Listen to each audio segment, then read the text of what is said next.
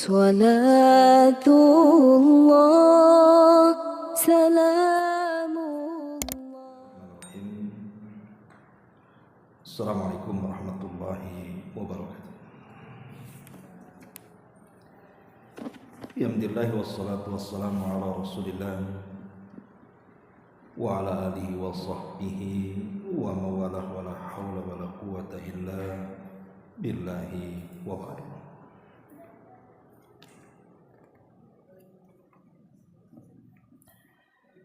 Kita lanjutkan kembali kajian kita, masih membahas kitab Umdatul Ahkam, dan kita masuk pada pembahasan tentang siwak.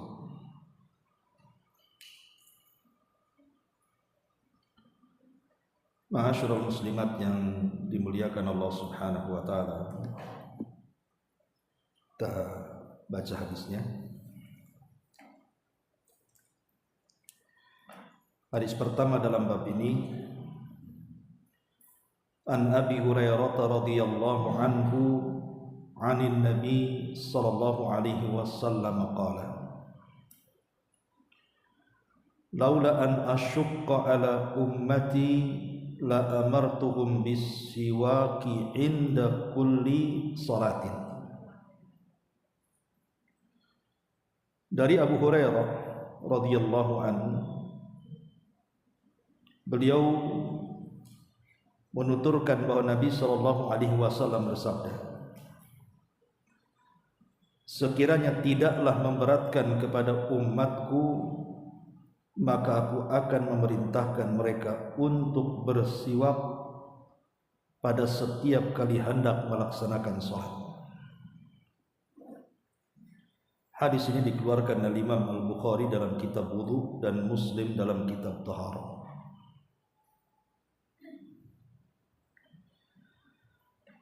Ma'asyiral muslimat yang dimuliakan Allah Subhanahu wa taala, ada beberapa faedah yang bisa kita petik dari hadis ini. Pertama, bahwa bersiwak itu adalah sunnah Nabi dan hukumnya juga sunnah.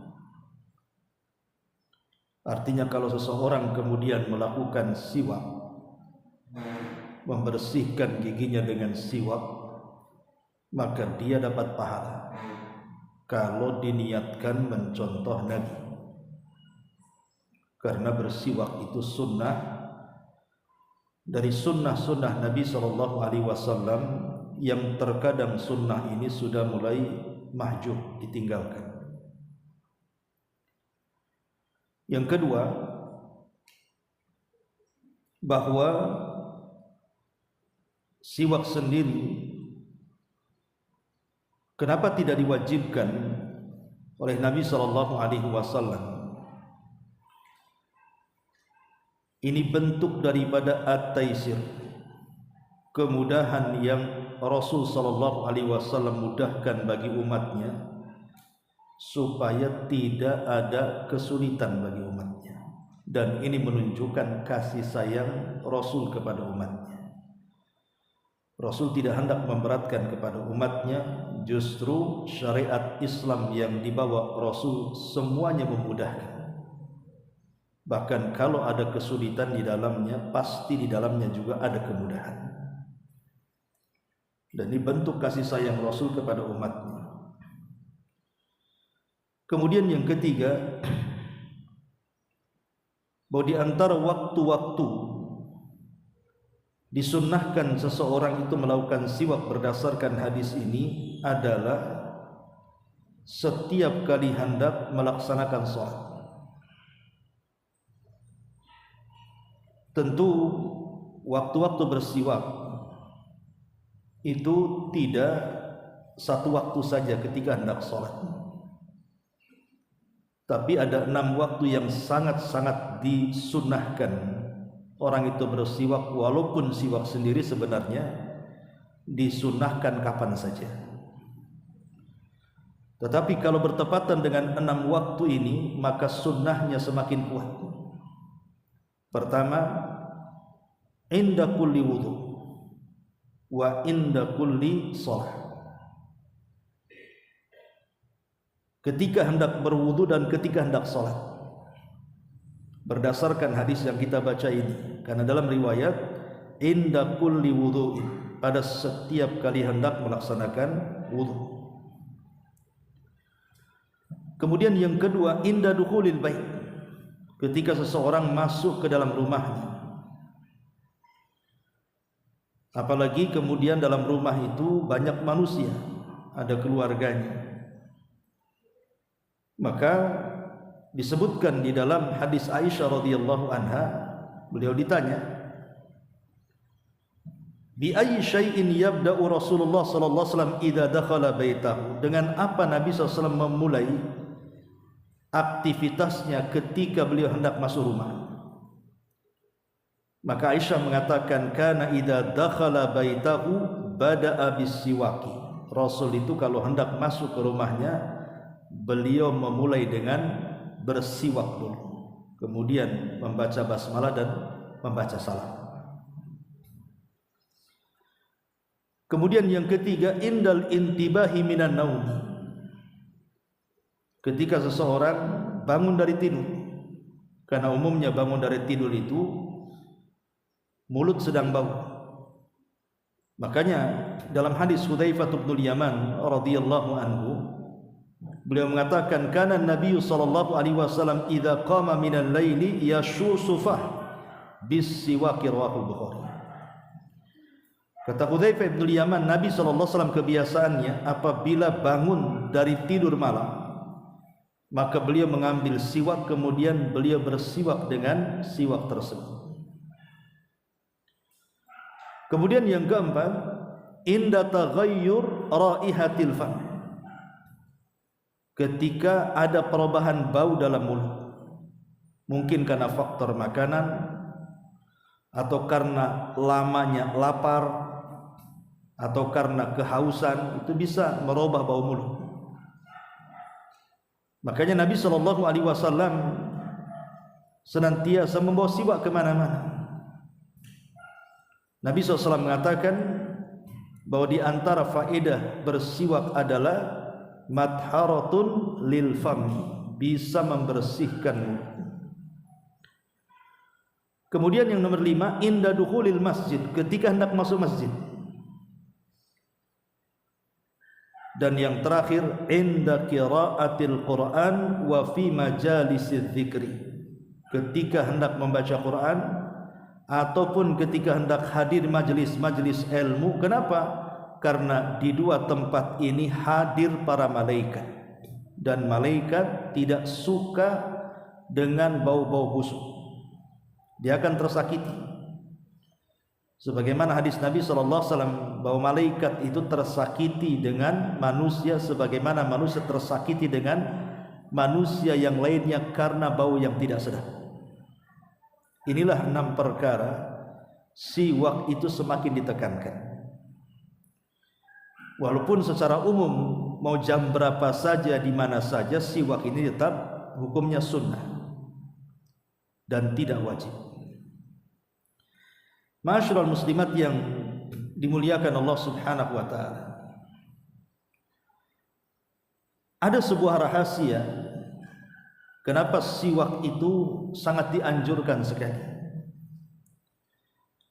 Apalagi kalau kita melihat hadis-hadis Nabi sallallahu alaihi wasallam, bahwa siwak itu adalah perbuatan Nabi sallallahu alaihi wasallam yang tidak pernah lepas dalam kehidupannya. Di antaranya adalah Nabi sallallahu alaihi wasallam tadi disebutkan apabila masuk rumah beliau bersiwak. Bahkan sebelum wafatnya pun beliau bersiwak, sebagaimana hadis nanti pada hadis ketiga dalam bab siwak ini dijelaskan, sebelum wafatnya Rasul bersiwak baru kemudian meninggal. Tapi ada rahasia yang luar biasa, kenapa kemudian siwak ini sangat penting bagi seorang muslim. Di antara rahasia siwak ini disebutkan dalam hadis di mana Imam Ahmad meriwayatkan dalam musnadnya dan juga dalam kitab Irwa Al-Ghalil nomor hadis ke-66, Nabi SAW bersabda, as-siwaku madharatun lil fammi mardhatun lirabbi. Inilah rahasia siwak. Kenapa siwak ini dalam Islam sangat penting sampai dibahas dalam buku-buku fikih. Karena siwak itu dapat membersihkan mulut dan mendapatkan redha Allah Subhanahu wa taala. Jadi dua rahasia siwak itu. Pertama, membersihkan mulut, dan yang kedua bisa mendapatkan redha Allah Subhanahu wa taala. Adapun membersihkan mulut berdasarkan ilmu kesehatan, bahwa di dalam siwak itu mengandung zat-zat yang bisa membunuh 70 bakteri atau virus yang ada di mulut. Baik virus-virus yang ada di gigi, yang ada di lidah, yang di tenggorokan, itu bisa dibunuh dengan siwak. Karena pusat bakteri kan di mulut. Jadi siwak itu bisa membersihkan 70 virus dan juga bakteri di mulut. Dan ini keajaiban. Karena di zaman Nabi SAW belum ada lab, belum ada penelitian bahwa kandungan-kandungan siwak itu sedemikian dahsyatnya dalam membersihkan mulut itu. Dan ini alamatun nubuwah, alamat kenabian. Kenapa Nabi SAW sampai memerintahkan para sahabatnya untuk bersiwak dengan kayu khusus yang disebut dengan arak itu? Karena di dalam kayu khusus arak itu yang digunakan untuk siwak mampu membunuh bakteri-bakteri tadi. Makanya wajar kalau Nabi SAW mengatakan bahwa siwak ini bisa membersihkan mulut seseorang. Bukan hanya sekedar membersihkan gigi, memutihkan gigi saja, tidak. Tapi lebih daripada itu membunuh racun-racun yang ada di mulut. Inilah rahasia besarnya kenapa siwak itu sangat ditekankan. Karena sekali lagi bisa membunuh bakteri, bahkan 70 bakteri atau virus yang ada di mulut kita. Kemudian rahasia besarnya lagi adalah kalimat kedua. Bukan hanya membersihkan mulut dari 70 virus ataupun bakteri, tapi lebih daripada itu mengundang redha Allah Subhanahu wa taala. Dalam sebuah hadis, Allah Subhanahu wa taala ketika mengunjungi penduduk surga, Allah Subhanahu wa taala ketika mengunjungi penduduk surga, maka Allah Subhanahu wa taala berseru dan mengatakan, ya ahlal jannah, wahai penduduk surga. Maka semua penduduk surga mengatakan, labbaika rabbana wa sa'daika wal khaira fi yadaik. Maka penduduk surga mengatakan, kami penuhi panggilanmu ya Rabb, dan seluruh kebaikan ada pada tanganmu. Kemudian Allah Subhanahu wa taala berfirman lagi kepada penduduk surga, hal raditum, apakah kalian raidha, kalian senang di surga?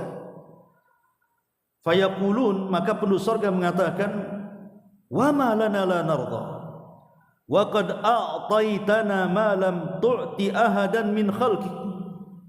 Bagaimana kami tidak senang, kami tidak redha di surga ini ya Rabb, sementara engkau sudah memberikan sesuatu yang belum pernah diberikan kepada siapapun makhlukmu dari alam semesta ini. Ya, karena surga itu kenikmatannya tidak bisa dilihat mata, didengar telinga, terlintas dalam pikiran manusia pun tidak bisa. Makanya kenapa kemudian penduduk surga mengatakan kalimat itu, bagaimana kami tidak redha ya Rabb, sementara semua kesenangan kami dapati semuanya di sini. Maka Allah Subhanahu wa taala kemudian berfirman, ala u'tikum afdala min dzalik, maukah kuberikan kepada kalian yang jauh lebih besar dari kenikmatan itu? Mau enggak saya kasih lagi kenikmatan yang jauh lebih besar daripada kenikmatan orang tinggal di surga itu sendiri, kenikmatan yang lebih besar daripada kenikmatan yang tidak pernah dilihat mata, didengar telinga, bahkan terlintas dalam otak manusia pun tidak bisa. Ada lagi kenikmatan yang lebih besar daripada itu. Mau enggak saya kasih, kata Allah. Maka penduduk surga mengatakan, ya Rabb, wa ayyu syai'in afdal min dzalik.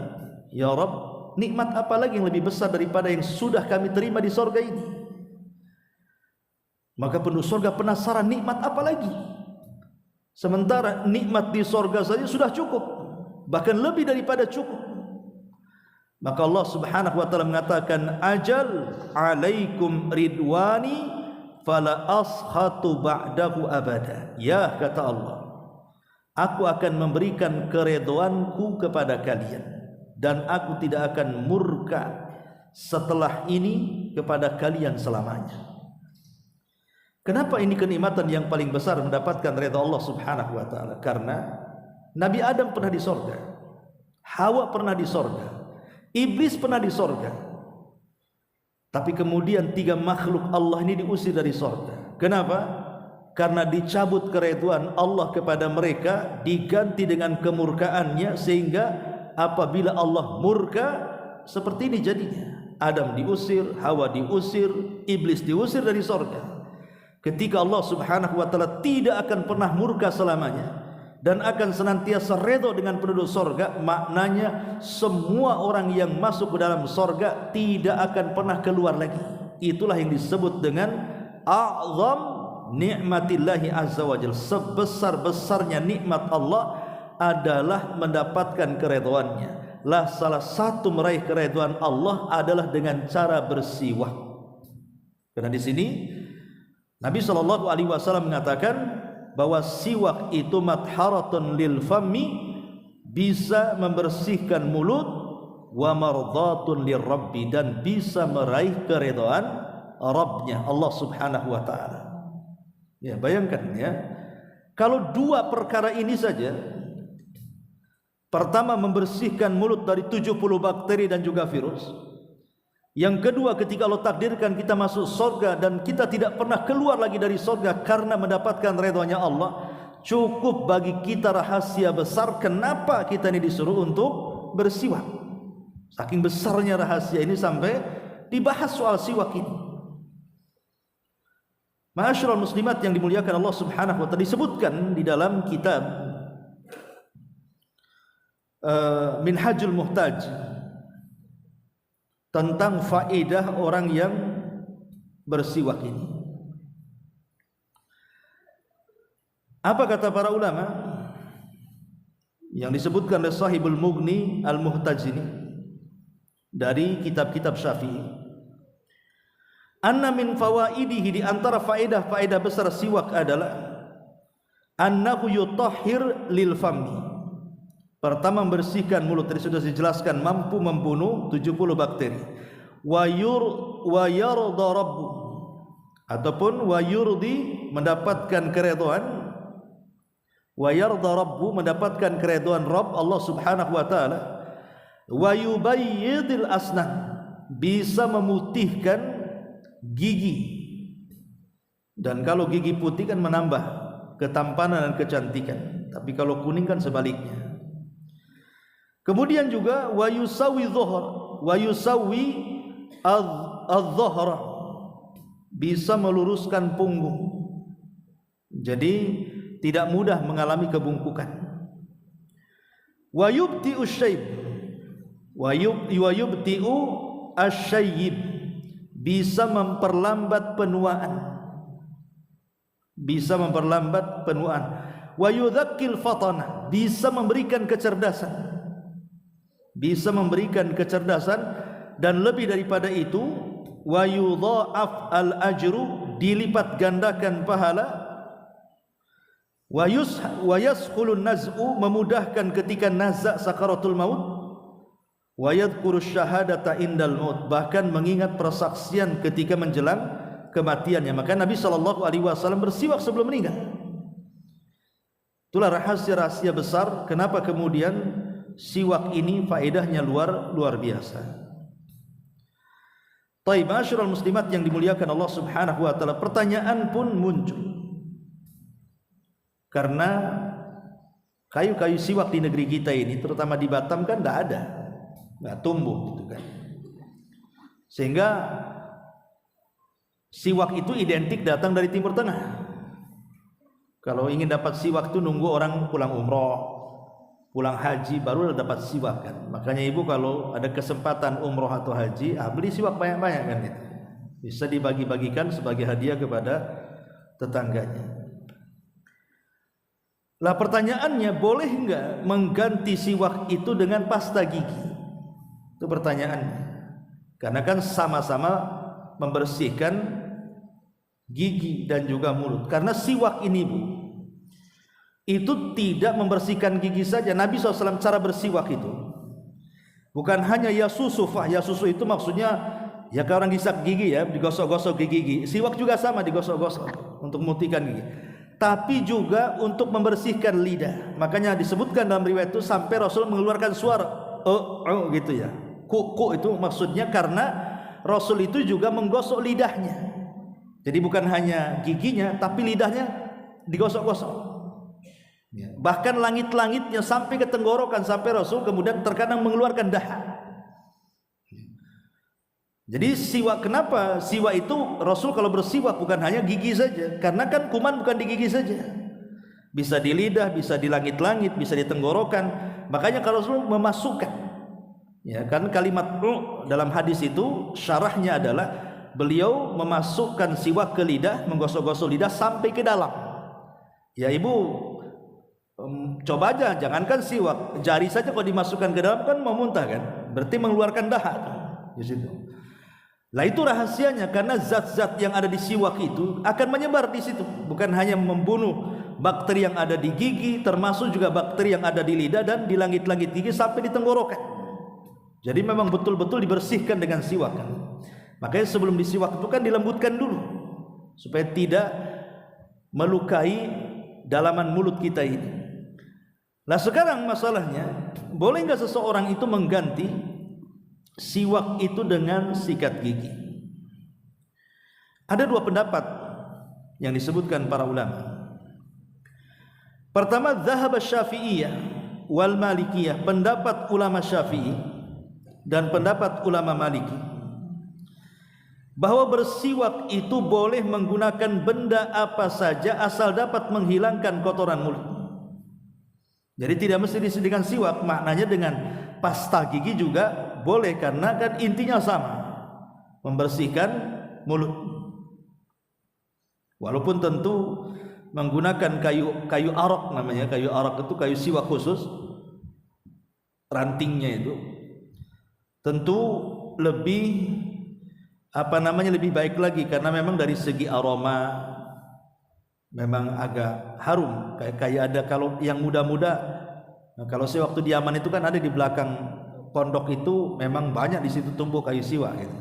Jadi kadang-kadang kita hanya petik saja, itu kayak ada rasa minnya. Kalau yang basah-basah baru dipetik itu ada rasa minnya dia. Ya. Enak di sana tinggal meti aja, kalau siwak tinggal bawa gunting dipetik gitu. Tapi ada rasa minnya, kayaknya ada gimana itu kalau yang baru dipetik itu. Kemudian baunya juga enak. Ya, itu kalau memang baru dipetik itu siwak. Nah, dari sini kita tahu bahwa dalam mazhab Syafi'i dan juga Maliki, sebagaimana disebutkan dalam Kifayatul Akhyar, wa'lam annahu yahsulul istiyab bi khirfatin wa bi kulli khashanin mazil wal ud aula wal araqu aula. Ketahuilah bahwa bersiwak itu bisa dilakukan dengan potongan kain atau segala benda yang kasar yang dapat menghilangkan kotoran, namun bersiwak menggunakan ranting arak jauh lebih utama, karena tadi mengandung zat-zat yang bisa membunuh 70 bakteri tadi. Dan itu senada dengan yang diucapkan oleh Imam Ibnu Abdil Bar Al-Maliki, wa kana siwakul qaumi al-araq wal basham wa kullu ma yajlul asnan wa la yu'dhiha. Siwak yang biasa dipakai oleh masyarakat dulu adalah kayu araq dan basam, juga setiap benda yang dapat membersihkan gigi dan tidak menciderainya. Kalau menciderai jangan. Depan rumah ada kayu jambu, ibu potong pula kayunya situ. Habis bersiwak lecet semua. Jadi kalau melukai ya jangan. Jadi kayu-kayu yang bisa tidak melakukan. Sekarang ngapain juga sudah ada pasta gigi kan. Pasta gigi pun ya macam-macam kan, ada yang kasar, ada yang lembut. Ya cari yang lembut lah. Karena tidak semua pasta gigi itu, ada juga yang bulu-bulunya kejang-kejang kan. Habis sikat gigi malah berdarah semua. Nah, maka carilah sikat gigi pun yang lembut-lembut dalam mulut. Kemudian pendapat yang kedua, dzahab al-Hanafi wal Hambali. Pendapat Hanafiyah dan juga Hambali dikatakan bahwa bersiwak bila menggunakan kayu arok, ranting tumbuhan dan yang sejenisnya itulah yang diperintahkan.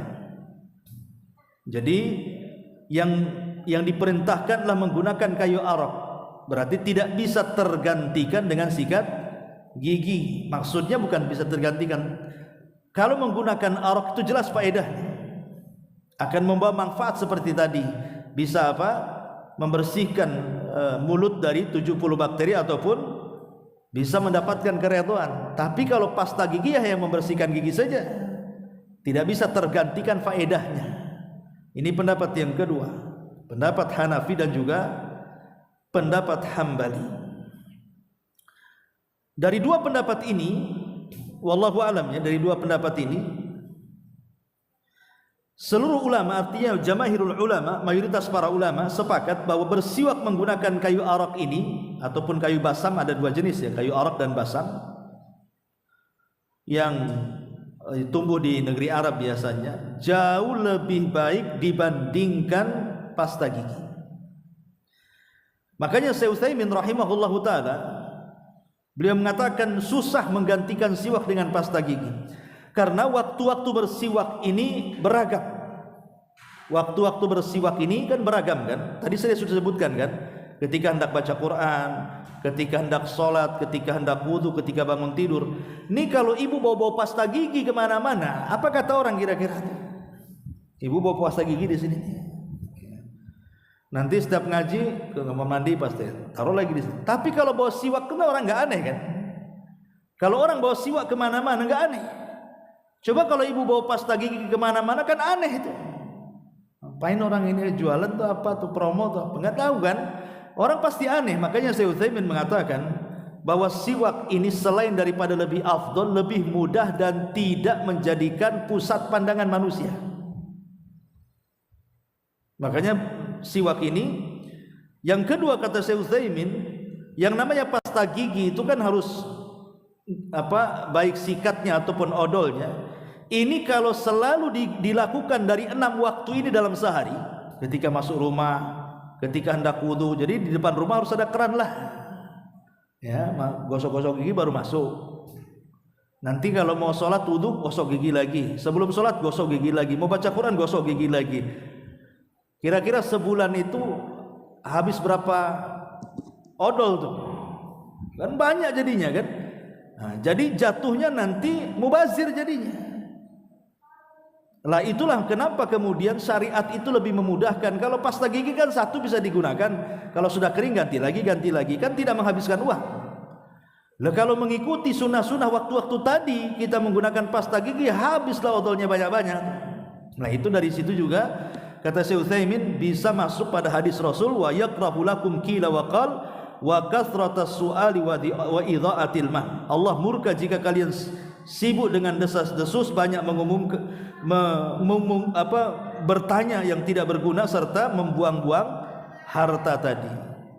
Boleh jadi 3 hari dah habis beli lagi, 3 hari habis beli lagi, habis saja uang untuk beli pasta gigi jadinya. Lah dari sini bagaimanapun siwak tidak bisa tergantikan karena dia lebih mudah. Tapi kalau tidak ada siwak, mau apa lagi? Otomatis kita harus beralih kepada yang lainnya. Lah salah satu yang bisa mendekati siwak ya pasta gigi, apalagi karena terbukti memang pasta gigi sendiri oleh pabrik yang mengeluarkan jenis merek odol dan begitu seterusnya kan sudah diteliti bisa juga membunuh bakteri-bakteri dan bisa menyegarkan, bisa menghilangkan bau mulut dan begitu seterusnya. Kalau tidak ada pasta gigi maka boleh menggunakan tadi kain tadi ya, kain dirobek kemudian dimasukkan, dibasahi, digosok-gosok. Nah, tapi kan tidak akan menyentuh bagian-bagian sela-sela giginya. Lain dengan siwak ataupun pasta gigi kan bisa menyentuh tuh bagian sela-sela giginya. Boleh jadi ibu makan, habis makan daging, rupanya ususnya masih ada di tengah-tengah gigi di situ kan, ketinggalan kan bisa dibersihkan. Ma'asyiral muslimat yang dimuliakan Allah Azza wa Jalla, ini diantara faedah dari hadis Abi Hurairah radhiyallahu anhu. Baik. Kemudian juga di sini Nabi SAW mengatakan, an Hudzaifah bin al-Yaman radhiyallahu anhu maqala, kana Rasulullah sallallahu alaihi wasallam idza qama min al-laili yashushu fahu bis-siwak. Nabi sallallahu alaihi wasallam apabila bangun dari malam hari, maka beliau langsung mengambil siwak kemudian menggosok-gosok giginya dengan siwak tersebut. Ini juga di antara waktu yang disunahkan adalah ketika bangun dari tidur. Ya karena nggak ada siwak, ya langsung aja ambil sikat gigi pasta, kemudian ibu bersikat gigi dengan itu. Kemudian juga hadis yang ke-12 ini, an Aisyah radhiyallahu anha qalat, dakhala Abdurrahman ibn Abi Bakar As-Siddiq radhiyallahu anhu ma'ala Nabi sallallahu alaihi wasallam.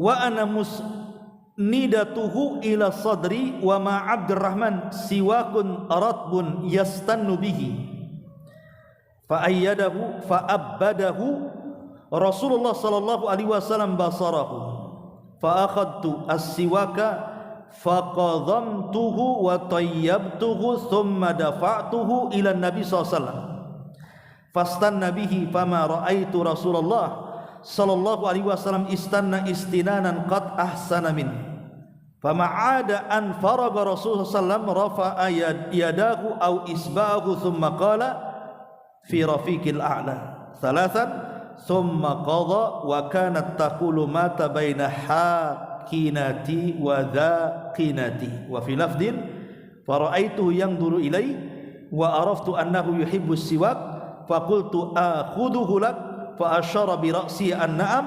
Hadza lafdzul Bukhari wa li Muslim nahwu. Aisyah radhiyallahu anha bercerita, jadi Abdurrahman ibn Abi Bakar As-Siddiq masuk menemui Rasul ketika itu Nabi sedang bersandar ke dadaku. Abdurrahman membawa siwak basah yang digunakan untuk menggosok giginya. Lantas Rasul menatap terus siwak Abdurrahman. Aku pun lantas mengambil siwak itu dan mematahkannya dengan gigi, kemudian memperbaiki dan menghaluskannya. Aku lalu menyerahkan siwak itu kepada Nabi. Lantas beliau menggunakan untuk menggosok giginya.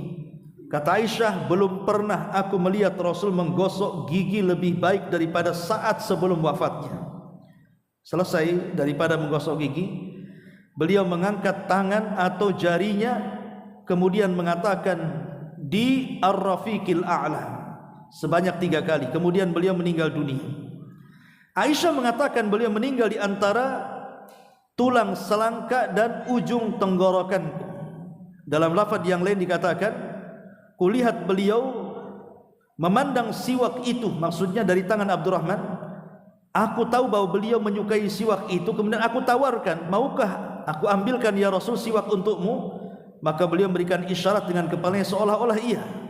Dan hadis ini lafaz yang diriwayatkan oleh Imam Bukhari, begitu juga Imam Muslim yang semakna lafadznya. Jadi begini kisahnya. Kita tahu bahwa Nabi SAW ketika sakit parah itu kan berada di rumah Safiyah, salah satu istri beliau. Tetapi Nabi SAW tidak nyaman di rumah Safiyah itu, sehingga dia mengatakan kepada Safiyah, wahai Safiyah, panggilkan semua istri-istriku. Maka berkumpullah semua istri Nabi di rumah Safiyah. Kemudian Rasul mengatakan, wahai istri-istriku, aku ingin minta izin kepada kalian, bolehkah untuk sementara waktu aku dirawat di kamar Aisyah radhiyallahu anha? Maka semua istrinya mengizinkan. Akhirnya kemudian Nabi SAW dipapah oleh Fadl dan juga Ali radhiyallahu an dari rumah Safiyah menuju kamar Aisyah. Setelah sampai di kamar Aisyah radhiyallahu anha, itu kan dari rumah Safiyah, dari kamar Safiyah, bukan rumah kamar. Ya, jadi rumah Rasul itu bukan kayak kita rumah banyak kamarnya, enggak, dia satu kamar saja. Makanya Quran menyebutnya hujurat. Dalam Quran itu namanya surah Al-Hujurat. Apa artinya surah Al-Hujurat itu? Kamar-kamar. Maksudnya kamar-kamar istri Nabi. Jadi mereka hanya kayak kalau ibu tengok kos-kosan, seperti itulah kamar-kamar. Tapi Rasul nggak ngekos, Ya, Rasul punya kamar sendiri-sendiri untuk istri-istrinya. Jadi dari rumahnya Safiyah ke rumah Aisyah itu kan Rasul dipapa oleh Fadl sama Ali. Tentu dilihat oleh para sahabat yang lewat di situ. Sehingga kemudian para sahabat melihat kondisi Rasul yang memarah. Maka berita ini cepat menyebar ke seantero kota Madinah. Maka semua para sahabat khawatir. Akhirnya semua sahabat datang ataupun mewakili untuk melihat kondisi Nabi terakhir kali. Semua berkumpul di Masjid Nabawi. Terdengarlah suara gaduh dari masjid masuk ke kamar Aisyah yang Rasul baru saja datang. Kemudian Rasul bertanya kepada Aisyah radhiyallahu, ada apa mereka gaduh di luar itu? Maka Aisyah mengatakan, mereka khawatir dengan Anda wahai Rasul. Maka Rasul mengatakan, kalau begitu panggil lagi Fadl dan Ali, angkat aku menemui mereka. Akhirnya Rasul pun diangkat oleh Fadl dan Ali, dipapa sampai ke mimbar masjid di dalam Masjid Nabawi. Maka Rasul berkhutbah dan itulah khutbah terakhir. Setelah itu Rasul tidak berkhutbah lagi karena meninggal. Setelah Rasul berkhutbah, balik lagi ke kamar Aisyah radhiyallahu anha. Disitulah kemudian Rasul bolak-balik pingsan. Bolak-balik pingsan di sini. Sampai akhirnya kemudian di hari menjelang-jelang wafatnya, maka masuklah Fatimah putri beliau, kemudian dibisikkan 2 kali bisikan. Dalam bisikan yang pertama tertawa Fatimah, dalam bisikan yang kedua menangis Fatimah. Kemudian setelah meninggalnya Rasul, Aisyah bertanya kepada Fatimah. Kemudian Fatimah menjelaskan kenapa dia tertawa, kenapa dia menangis. Adapun saya tertawa karena saya senang Rasul mengatakan di telingaku bahwa aku akan menjadi pemimpin para wanita di sorga. Adapun saya menangis karena akulah orang pertama yang akan menyusul beliau setelah kematiannya dari keluarganya. Setelah kemudian Fatimah masuk, barulah Abdurrahman masuk, putra Abu Bakar. Lah kebetulan Abdurrahman itu di tangan bawa siwak. Lah pandangan Nabi SAW tertuju kepada siwak yang dibawa Abdurrahman itu. Aisyah paham. Itulah istri yang cerdas. Dia paham dengan hanya lirikan mata saja. Nggak tahu ibu ini paham nggak ini sama suaminya. Jadi Aisyah langsung paham. Kemudian meminta siwak yang di tangan Abdurrahman itu. Dalam riwayat yang lain, Aisyah menawarkan Rasul, apakah engkau ingin bersiwak? Maka Rasul hanya menganggukkan kepalanya karena bisa ngomong. Kemudian diambil siwak di Abdurrahman, kemudian dipotong. Yang bekas mulutnya Abdurrahman itu dipotong. Kemudian siwaknya panjang, bekas mulutnya di sini dipotong lagi di sini supaya hilang bekas mulutnya orang lain kan. Lah bekas potongannya itu kemudian digigit sama Aisyah sampai lembut. Kemudian diberikan kepada Nabi SAW. Disitulah Aisyah mengatakan, demi Allah, seumur hidupku memandang Rasul bersiwak itulah yang paling indah. Menunjukkan apa? Faedahnya sebelum kematian itu berilah yang terbaik untuk Allah. Karena siwak itu kan ibadah. Ya. Maka Rasul betul-betul membersihkan giginya, lidahnya, langit-langitnya. Pokoknya kata Aisyah, aku tidak pernah melihat Rasul bersiwak seindah itu. Baru setelah bersiwak dia letakkan siwaknya. Tiba-tiba pandangannya naik ke langit. Aisyah mengatakan, seolah-olah aku tahu Rasul sedang diberikan pilihan. Karena di saat itu Jibril datang membawa malaikat maut. Aisyah tidak lihat. Kemudian Jibril menawarkan kepada Nabi SAW bahwa dia diamanati oleh Allah untuk memilihkan 2 perkara kepadamu. Satu, kau akan tetap hidup di dunia bersama kegemilangan dakwahmu dan semua kekayaan dunia akan kau rasakan. Yang kedua, atau engkau memilih pergi menemui teman-temanmu di sorga dari kalangan para nabi. Maka Rasul mengatakan ila rafiqil a'la, sambil jarinya seperti ini dan menuju ke langit. Ila rafiqil a'la, ila rafiqil a'la, ke tempat yang paling tinggi di sorga, ke tempat yang paling tinggi di sorga. Aisyah mengatakan, aku tahu saat itu Rasul sedang diberikan 2 pilihan. Maka kemudian setelah Nabi SAW mengatakan kalimat itu, maka Rasul mengatakan la ilaha illallah wa inna lil mauti la sakarat. La ilaha illallah, tidak ada sembahan yang berhak disembah kecuali Allah, sungguh dalam kematian itu ada sakaratnya. Kemudian Rasul berwasiat kepada umatnya untuk tidak meninggalkan salat dan menjaga budak sahayanya, dan Nabi SAW setelah itu meninggal dunia. Nah ini lihat bagaimana kedudukan siwak bagi Rasul SAW. Bahkan sebelum wafatnya saja Rasul sudah bersiwak, dan itu mencontohkan siwak ini penting. Taib. Kemudian yang terakhir dari hadis siwak ini, an Abi Musa al-Asy'ari qala ataitu Nabiy sallallahu alaihi wasallam wa huwa yastaqu bis-siwaki ratbin qala wa tarafuhu siwak ala lisanihi wa huwa yaqul was-siwaku fi fihi ka'annahu yatahawwa. Ya. Abu Musa al-Asy'ari mengatakan, aku mendatangi Nabi ketika itu beliau sedang menggosok gigi dengan siwak basah. Dengan ujung siwak di lidahnya beliau mengatakan siwak itu masih berada dalam mulutnya seakan-akan beliau hendak muntah. Nah, tadi saya sudah jelaskan ketika para ulama mensyarah hadis yang ke-22 ini dari bab siwak, menunjukkan bahwa siwak itu bukan digosokkan ke gigi saja, tapi juga ke lidah dan langit-langit sampai ke dalam tenggorokan, sehingga Rasul hampir muntah. Karena kalau dimasukkan kan pasti kita muntah. Ya, jadi memang betul-betul satu mulut itu dibersihkan dengan siwaknya, supaya tadi zat yang ada di siwak itu menyebar dan mampu membunuh 70 bakteri yang ada di mulut. Ini diantara keajaiban dan juga fikih siwak. Wallahu a'lam. Ya. Taib, ma'asyiral muslimat yang dimuliakan Allah Subhanahu wa taala. Kemudian sedikit faedah tentang masalah siwak ini. Apakah siwak ini boleh menggunakan tangan kiri ataukah menggunakan tangan kanan? Jadi ulama membahas tentang masalah pemakaian siwak ini. Apa boleh siwak ini menggunakan tangan kiri ataukah juga harus menggunakan tangan kanan dan tidak boleh menggunakan tangan kiri? Ma'asyiral muslimat yang dimuliakan Allah Azza wa Jalla, ulama mengatakan tetap karena siwak ini bagian daripada ibadah dan sifat siwak ini kan membersihkan, maka hadis Aisyah radhiyallahu anha, kana Nabi sallallahu alaihi wasallam, beliau mengatakan ya'jibut tayammun fi kulli ahwani, Rasul itu suka menggunakan yang kanan-kanan dalam setiap kondisinya. Maka dari sini pendapat sebagian ulama, diantaranya jumhur ulama, bahwa yang afdol itu bersiwak dengan tangan kanan. Keumuman tadi kan, hadis Rasul yu'jibuh tayammun, senantiasa menggunakan yang kanan, baik dalam sandalnya, menyisirnya, atau dalam setiap kebersihannya. Dan siwak itu bagian daripada kebersihan, masuk pada kalimat tahur wa tuhuri kullihi. Tapi ada sebagian para ulama mengatakan bahwa bersiwak itu disunnahkan menggunakan tangan kiri, bukan tangan kanan.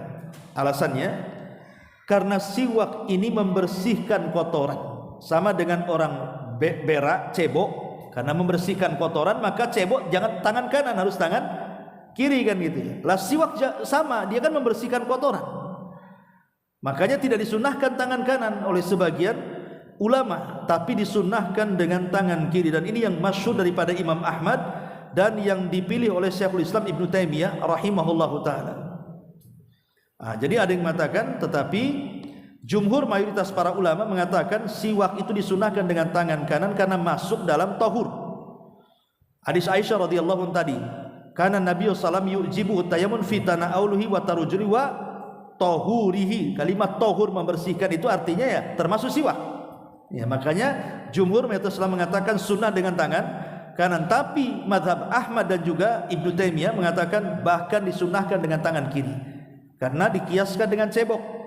Ya, dikiaskan dengan cebok, sama-sama membersihkan kotoran. Jadi di sini ada dua pendapat para ulama. Wallahu a'lam.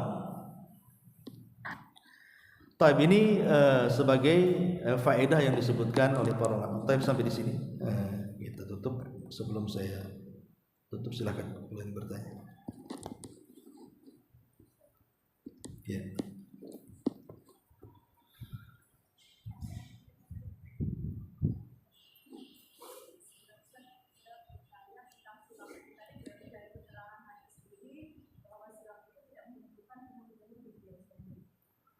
Enggak.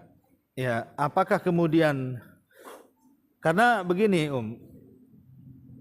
terkadang Nabi SAW itu dia mengumpulkan ludah dia, setelah dibersiwakan biasanya terkumpul ludah itu, kemudian diludahkan. Jadi seolah-olah membersihkan gigi dengan air ludah dalam rangka membuang kotoran. Sebab kalau kering kan tidak bisa. Tapi rata-rata orang bersiwak itu kan terkumpul ludah dia. Jadi seolah-olah ludahnya itulah yang membersihkan gigi hasil siwak kemudian diludahkan. Jadi tidak ada syariat berkumur-kumur setelah bersiwak karena dia tidak najis gitu ya. Dan juga dengan meludah bisa membersihkan. Ataupun menelan juga bisa membersihkan. Tapi ya tentu dalam kondisi tidak berpuasa. Ya, kalau sudah puasa ya jangan kan itu. Intinya tidak disyariatkan untuk berkumur-kumur. Tapi kalau berkumur-kumur ya tidak apa-apa, tidak ada masalah. Tapi dalam kondisi mau sholat cemana berkumur-kumur? Ini pun lagi sholatnya udah sap, rapi. Apa bawa botol aqua gitu? Itu cuma kemana buangnya? Kalau sedang wudhu mungkin dia lah kan. Makanya tidak ada syarat berkumur-kumur. Kalau berkumur-kumur memberatkan malah nantinya. Wallahu a'lam.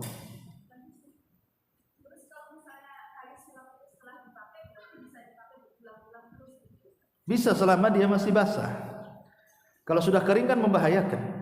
Kan kalau kering nggak hilang zat-zatnya itu. Makanya kenapa siwak itu tidak bisa bertahan lama berbulan-bulan kan?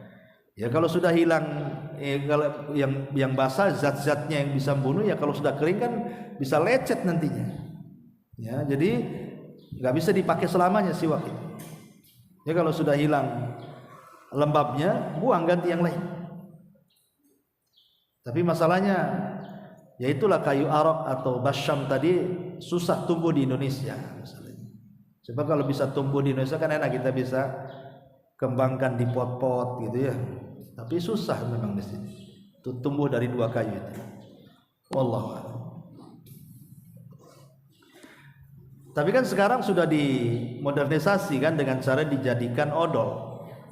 Ya kan, odol siwak. Sekarang ini dimudahkan semuanya. Walaupun kita tidak tahu berapa persen siwak yang ada di odol itu, jangan-jangan mereknya saja dipakai, nggak ada siwaknya. Kan banyak di Indonesia ini kan, lebih ke merek saja, padahal sebenarnya kandungannya tak banyak di situ. Jadi kayak Indomie rasa ayam, jadi ayamnya ndak ada, rasanya aja itu yang jadi masalah. Nanti rasa siwaknya nggak ada di situ. Wallahu a'lam. Sudah. Baik, sudah kita tutup. Subhanallah bihamdika asyhadu an la ilaha illa anta astaghfiruka wa atubu ilaik.